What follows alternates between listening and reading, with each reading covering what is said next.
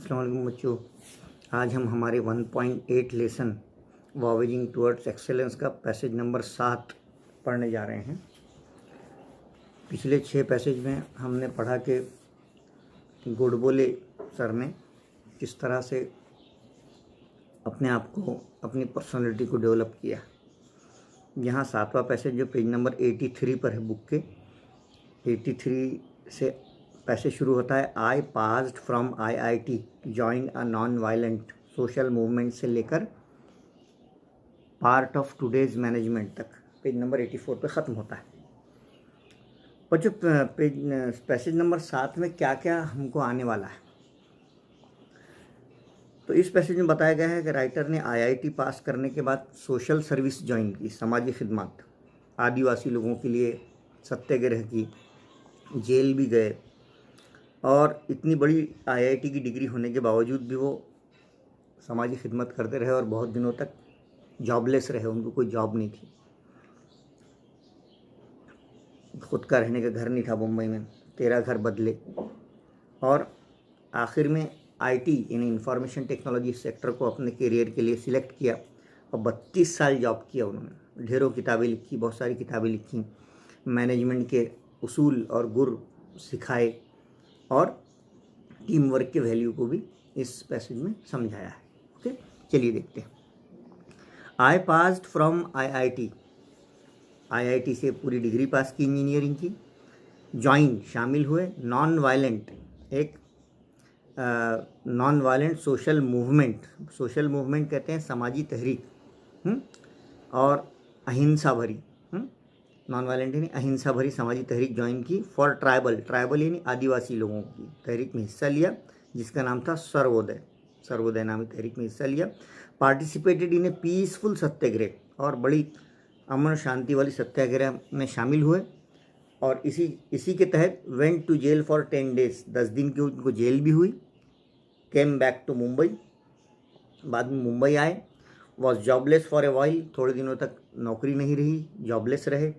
Worked for ₹125 month, 125 रुपये, सिर्फ 125 रुपये महीने पे काम किया। To supervise workers at the night shift in a mechanical workshop, एक मैकेनिकल वर्कशॉप में काम किया और नाइट शिफ्ट में जो वर्कर्स काम करते थे उनके सुपरवाइज़र रहे और महज 125 रुपये सैलरी इनको मिलती थी। चेंज 13 हाउसेस इन मुंबई, और इसी परेशानी में 13 घर उनको बदलना पड़े किराए के। And finally settled on information technology as my career, और आखिर में अब इंफॉर्मेशन टेक्नोलॉजी IT सेक्टर को अपने करियर के लिए मुंतखब किया। I spend 32 years in information technology, out of which I was a chief executive officer or MD or the software head for 23 years for large global multinational software companies with thousands of software professionals worldwide। और इन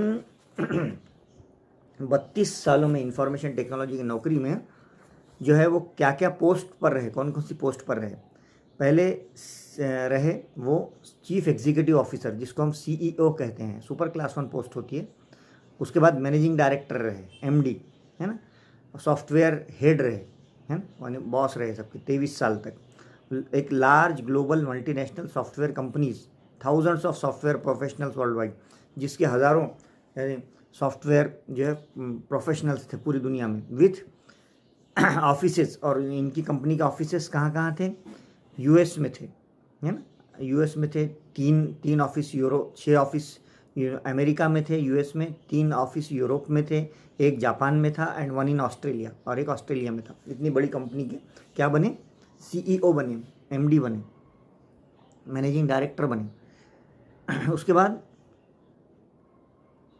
आई had to travel all over the globe, पूरी दुनिया का सफ़र करना पड़ता था office के सिलसिले में। अराउंड 150 टाइम्स फॉर बिजनेस, तकरीबन 150 बार पूरी दुनिया का चक्कर लगाया, मुख्तलिफ मुल्कों में गए बिज़नेस के लिए, अपनी कंपनी के बिज़नेस के लिए। ड्यूरिंग दिस पीरियड, उसी दौर में I had also written 4 books, और इतना बिजी होने के बाद भी 4 किताबें लिखी विथ 500 to 700 पेजेस, जिनके सफ़ात की तादाद 500 से 700 थी। ईच ऑन, हर एक किताब क्या पर लिखी उन्होंने? इंफॉर्मेशन टेक्नोलॉजी, IT पर। पब्लिश्ड बाय टाटा मैग्रा हिल, और जिसकी इशाअत की टाटा मैग्रा हिल कंपनी ने, एंड देन ट्रांसलेटेड इनटू, और बाद में वो किताबें ट्रांसलेट हुई चाइनीज़ फॉर ग्लोबल डिस्ट्रीब्यूशन, ताकि पूरी दुनिया में उन किताबों को पढ़ा जा सके, लिहाजा उन किताबों का ट्रांसलेशन भी चाइनीज़ लैंग्वेज में किया गया। ये तमाम पढ़कर हमको पता चलता है कि किस तरह एक मुंबई में उनका एक छोटा सा मुकाम था, वो जॉबलेस भी थे, जेल भी गए, समाजी खिदमत भी की, लेकिन बाद में आईटी ज्वाइन करने के बाद उनका जो रुतबा है, उनका जो डेसिग्नेशन है वो बहुत बढ़ गया।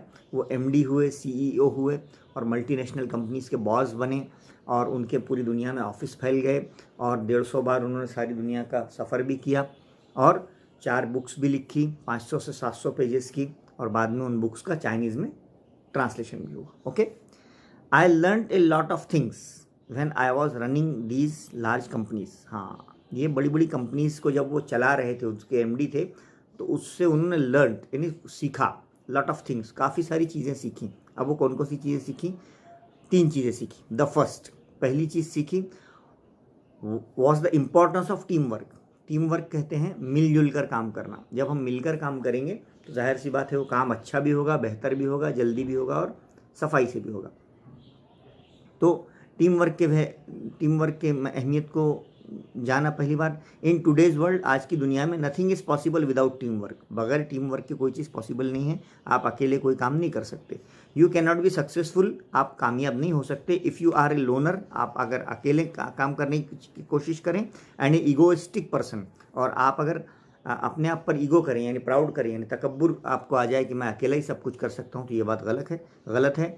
गोडबोले के मुताबिक जब तक आप टीम वर्क नहीं करेंगे, जब तक आप सक्सेसफुल नहीं हो सकते। सेकेंडली, ये तो पहला फार्मूला हुआ टीम वर्क का। दूसरा क्या सीखा उन्होंने? You need to lead from the front. आपको आगे रहनुमा बनकर चलना चाहिए। By setting a good example, और अच्छी एग्जाम्पल सेट करना चाहिए। इन फ्रंट ऑफ, किसके सामने? Of your staff.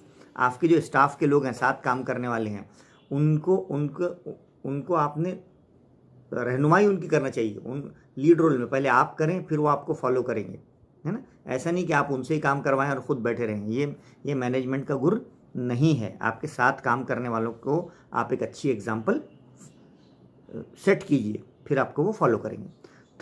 तीसरा उसूल जो कामयाबी का उन्होंने बताया मैनेजमेंट की, was that you need to treat your subordinate. अपने मातेहत, सबॉर्डिनेट यानी मातेहत, अपने अंडर में काम करने वाले लोगों को कैसे ट्रीट करो, कैसे सुलूक करो? एज योर कलीग्स, जैसे वो आपके दोस्त हों। हाँ, उन पर हुक्म मत चलाओ। एज फ्रेंड्स, एज ए दोस्ताना ताल्लुकात उनसे रखो। ये कामयाबी का मंत्र है। तो 3 मंत्र दिए। पहला टीम वर्क का दिया, दूसरा स्टाफ जो आपके साथ काम कर रहे हैं उनके साथ आप काम करिए, उनके लिए अच्छा एग्जाम्पल सेट कीजिए, और तीसरा जो आपके सबॉर्डिनेट्स हैं, आपके मातेहत हैं काम करने वाले, उनके साथ आप एज ए कलीग और एज ए फ्रेंड रहिए, उनसे दोस्ताना ताल्लुकात रखिए, तो फिर वो आपको जल्दी समझेंगे और जल्दी से आपका काम अच्छा करेंगे। यानी बॉसिंग मत करिए, हुक्म मत चलाइए। नेक्स्ट है I made a few in my career. कहते हैं कि मैंने अपने इतने लंबे कैरियर में बहुत कुछ गलतियां भी की हैं। आई मेड ए फ्यू मिस्टेक्स, ऐसी बात है, इंसान है तो कुछ गलतियां भी हुई होंगी, बट लर्न ए लॉट। लेकिन उन गलतियों से मैंने बहुत कुछ सीखा है। और अबाउट मोटिवेशन, कि किस तरह से अपने आप को खुद को हौसला अफजाई दी है। इंस्पिरेशन, मोटिवेशन ने इंस्पिरेशन दिया है। बीइंग ए गुड लिसनर, और हमेशा मैंने दूसरों को सुना है ना। बहुत सारे लोग क्या करते हैं, खुद सुनाने पर यकीन रखते हैं कि वो इतनी बड़बड़ करते हैं, तो वो लोग सक्सेसफुल नहीं रहते। अच्छा सामे यानी अच्छा सुनने वाला, एक अच्छा लिसनर, जो अच्छा इंसान होता है वो सीखता है। तो गुड लिसनर थे। टारगेट सेटिंग, एक टारगेट सेट करते थे, यानी ये काम अपने को इतने दिन में इतना करना है। तो उससे क्या होता है, इंसान को एक डायरेक्शन मिलती है। टारगेट सेटिंग लफ्ज़ ये बच्चों another related to game of cricket भी है, जिसमें रनों का टारगेट सेट किया जाता है। हर पैसेज में हम देख रहे हैं कि कुछ अल्फाज गेम से रिलेटेड आ रहे हैं। तो खुद के लिए टारगेट सेट करते थे। And the art of delegation, यानी मकसद तय करते थे, और आर्ट ऑफ डेलीगेशन भी इन्होंने सीखा था। आर्ट ऑफ डेलीगेशन कहते हैं लोगों को उनकी अख्तियार सुपुर्द करना, और लोगों पर भरोसा करना, और भरोसा करके उनसे काम उनका भरोसा जीत कर और उन पर भरोसा करके उनसे काम करवा लेना। ये आर्ट ऑफ डेलीगेशन था, जो उसमें वो माहिर बन गए थे। Which forms such an important part of today's management. और आर्ट ऑफ डेलीगेशन जो है लोगों पर भरोसा करके उनसे काम करवाना, ये आज के मैनेजमेंट का एक बहुत ही अहम हिस्सा है, जिसके बगैर कोई भी एमडी या कोई भी सीईओ अपने टारगेट सेटिंग में और अपनी कंपनी के लिए अच्छा काम करने में कामयाब नहीं हो सकता। अगर उसको अच्छा कामयाब सीईओ या एमडी बनना है तो उसको ये तीनों फार्मूलाज पर प्लस जो है टारगेट सेटिंग और डेलीगेशन, आर्ट ऑफ डेलीगेशन पर अमल करके कामयाब होना होगा। तो इस तरह हमने देखा बच्चों कि 7वें पैसेज में मुसन्निफ ने कई सारी हमको गुर बताए हैं, प्रिंसिपल्स ऑफ गुड मैनेजमेंट बताए हैं, अच्छे मैनेजमेंट के उसूल बताए हैं, किस तरह से अच्छी इंतज़ामिया होती है, और एमडी और चीफ एग्जीक्यूटिव ऑफिसर रहते हुए उन्होंने क्या काम किए, और सत्याग्रह मूवमेंट में उन्होंने क्या काम किए, और टीम वर्क क्यों इम्पोर्टेंट है, ये सब उन्होंने बताया। चलिए देखते हैं, डाइजेस्ट के पेज नंबर 107 पर हम हैं। आपके पास जो नवनीत का डाइजेस्ट है उसमें आप पैसेज नंबर 7 देखिए। पहला सवाल है complete the web stating the principles of good management. हाँ, यानी यहाँ पे वेब डायग्राम दी हुई है जिसमें बीच में लिखा हुआ है प्रिंसिपल्स ऑफ गुड मैनेजमेंट, यानी अच्छी इंतज़ामिया के क्या क्या उसूल होते हैं। पहला है मोटिवेशन, दूसरा है टारगेट सेटिंग, तीसरा है बीइंग ए गुड लिसनर, और चौथा है आर्ट ऑफ डेलीगेशन, है ना। मोटिवेशन यानी हौसला अफजाई करना लोगों की, दूसरा टारगेट सेट करना, अपना मकसद तय करना, तीसरा बीइंग ए गुड लिसनर, लोगों को सुनना, और चौथा आर्ट ऑफ डेलीगेशन, लोगों पर भरोसा करके उनसे काम लेना। सेकेंड है कॉम्प्लेक्स फैक्चुअल में लिस्ट द थिंग्स, वो चीज़ों की लिस्ट बनाइए that the writer said he learned while running large companies. बड़ी बड़ी कंपनीज को चलाते हुए उन्होंने कौन कौन सी चीज़ें सीखी, उसकी लिस्ट बनाइए। पहली चीज़ सीखी उन्होंने the importance of team work, है ना, टीम वर्क की अहमियत, मिलजुल कर काम करने की अहमियत। दूसरा the necessity of leading from the front end setting a good example for the staff, हमेशा आगे रहना और आगे बढ़कर खुद से काम करना और अपने स्टाफ के लिए मिसाल कायम करना। और तीसरा चीज़ उन्होंने सीखी the need to treat subordinates and colleagues as a friends, हमारे मातहत जितने भी कर्मचारी हैं, एम्प्लॉयज़ हैं, उनको उनके साथ दोस्ताना ताल्लुकात रखना और उनसे अच्छा बर्ताव करना। तो ये 3 चीज़ें उन्होंने सीखी बड़ी बड़ी कंपनीज चलाते हुए। ओके, देन इन्फेरेंस और इंटरप्रिटेशन एनालिसिस के क्वेश्चन क्या है, complete the table comparing the 2 different phases of the life of the writer. ये टेबल में राइटर के ज़िंदगी के 2 मुख्तलिफ फेजेज यानी अदवार दिए गए हैं, दौर दिए गए हैं। एक है एमडी और चीफ एग्जीक्यूटिव ऑफिसर रहते हुए उन्होंने क्या क्या काम किए, और दूसरा एक्टिविस्ट ऑफ सर्वोदय मूवमेंट, जो आदिवासियों के मूवमेंट के सर्वोदय बने थे, उन्होंने समाजी खिदमत की थी, उसमें उन्होंने क्या काम किया। तो पहला है ये, इसमें एमडी और चीफ एग्जीक्यूटिव ऑफिसर रहते हुए उन्होंने पहला काम किया था head of the company for 23 years, वो 23 साल तक एक कंपनी के हेड रहे थे। दूसरा travel all over the globe about 150 time for business, पूरी दुनिया में 150 बार उन्होंने बिजनेस के लिए सफ़र किया था। तीसरा काम उन्होंने किया था रोट, लिखी थी 4 बुक्स, 4 किताबें लिखी थी, कौन से टॉपिक पर, इंफॉर्मेशन टेक्नोलॉजी पर, आईटी पर। ये तो काम उनके वो हुए जो एमडी और चीफ एग्जीक्यूटिव ऑफिसर रहते हुए उन्होंने किए। दूसरा सेक्शन यहाँ पर आता है एक्टिविस्ट ऑफ सर्वोदय मूवमेंट, जब वो सर्वोदय इस नॉन वायलेंट मूवमेंट, अहिंसा वाली तंजीम में शामिल हुए, तो उन्होंने क्या क्या काम किए। पहले उन्होंने काम किए पार्टिसिपेटेड इन ए पीसफुल सत्याग्रह, एक बहुत ही अमन और शांति भरी सत्याग्रह में उन्होंने हिस्सा लिया। दूसरा joined A social movement for tribals, और उन्होंने आदिवासी लोगों के तहरीक में हिस्सा लिया। और तीसरा went to jail for 10 days, और तीसरा ये था कि 10 दिन तक वो जेल भी गए।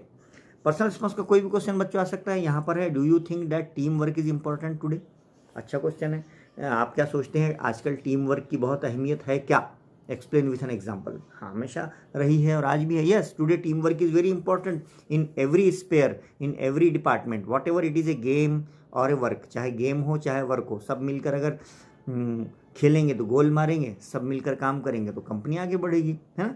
Every individual has different talent, हर फर्द का एक अलग टैलेंट होता है, and these separate talents come together, और सबके टैलेंट एक जगह आ जाते हैं when one is a team, जब टीम बन जाती है। फॉर एग्जांपल इन क्रिकेट, मसलन क्रिकेट में 1 पर्सन में बी ए गुड बॉलर, एक इंसान अच्छा बॉलर बन सकता है, अनदर ए गुड बैट्समैन, एक अच्छा इंसान बैट्समैन है, a third is a good fielder, तीनों में अलग अलग क्वालिटी है ना। When all these people come together, लेकिन तीनों भी जब एक जगह आ जाते हैं and play the game as a team, और एज ए टीम वो जब वो खेलते हैं तो इट लीड्स टू सक्सेस, तो कामयाबी खींच कर लाते हैं सब मिलकर। In an office too, office में भी ऐसी होता है, only when we work in a team, जब हम टीम बनकर काम करेंगे, and contribute our respective talents, और सब लोग अपना अपना हिस्से पर आए हुए काम को अच्छी तरह से करेंगे, we can complete our project. जाहिर सी बात है हम सारे मंसूबे हमारे कंप्लीट कर सकते हैं, यानी अकेला इंसान कुछ नहीं कर सकता। जो है जब हम जिसको अल्लामा इकबाल ने कहा है, अफराद के हाथों में है अक़वाम की तकदीर, हर फ़र्द है मिल्लत के मुक़द्दर का सितारा। यानी फ़र्द से कुछ नहीं होता, अकेला इंसान कुछ नहीं कर सकता, जब तक अफराद नहीं मिलेंगे, जब तक कोई टीम नहीं बनेगी, जब तक टीम वर्क नहीं होगा। ओके, वोकेबलरी पे आ जाइए। From the extract find 4 words, 4 अल्फाज ऐसे ढूंढ कर निकालना है। फॉर्म देयर एंटोनिम्स, उनके एंटोनिम्स यानी उनके अपोजिट भी करना है, बाय एडिंग ए प्रीफिक्स, उसको साबिका लगाना है। जैसे इम्पॉर्टेंट है ना, इसका अपोजिट करना है, एंटोनिम करना है, और उसको क्या लगाना पड़ेगा, फिर अन लगाना पड़ेगा, है ना, अनइम्पॉर्टेंट, है ना। सक्सेसफुल अपोजिट क्या होगा, अनसक्सेसफुल। पॉसिबल इम्पॉसिबल, IM लगाना पड़ेगा, और रिटर्न अनरिटन, ये हो गया चारों। पास्ट पार्टिसिपल लिखना है ना, पास्ट पार्टिसिपल यानी उसका पास्ट टेंस करना है। जैसे लर्न, प्रेजेंट टेंस है, लर्नड, टी लग गया उस पर, past tense, past participle. Write का पास्ट पार्टिसिपल क्या आएगा, रिटन, है ना, लास्ट वाला। और चेंज का चेंज्ड, और मेक का मेड, है ना। इस तरह से पास्ट पार्टिसिपल वर्ब का तीसरा फॉर्म। Find out a word related to the game of cricket, एक लफ्ज़ ऐसा है जो गेम से रिलेटेड है। लिस्ट 2 मीनिंग्स फॉर इट, और उसके 2 मानी बताइए। हमने आपको बताया टारगेट सेटिंग, है ना, पढ़ाते टाइम बताया ना, टारगेट सेटिंग ये लफ्ज़ ऐसा है जो क्रिकेट से भी रिलेटेड है। जनरल मीनिंग इसके क्या है, deciding something that one hopes और इंटेंट टू एकम्पलिश। हाँ, कोई ऐसा टारगेट सेट करना, कोई ऐसा अपना एक मकाम सेट करना जिसको हासिल करने के लिए कोशिश करना। और दूसरा है रिलेटेड टू क्रिकेट में क्या मीनिंग आएंगे टारगेट सेटिंग की, deciding the number of runs to be achieved. हाँ, कितने रन का टारगेट रखा गया है और उसको हमको हासिल करना है। तो उम्मीद है कि बच्चों आपको 7वां पैसेज ये समझ में आ गया होगा। आप बहुत अच्छी तरह से पढ़िए। इस सबक के हमने हर पैसेज को बहुत डिटेल में अच्छे से समझाया है, क्योंकि ये चैप्टर इम्पॉर्टेंट है एग्जामिनेशन पॉइंट ऑफ व्यू से, लिहाजा आप अच्छे से इसको समझिए और अच्छे से पढ़िए। 8वां पैसेज आखिरी होगा, वो हम इंशाल्लाह आपको पढ़ाएंगे। ओके, अल्लाह हाफिज़।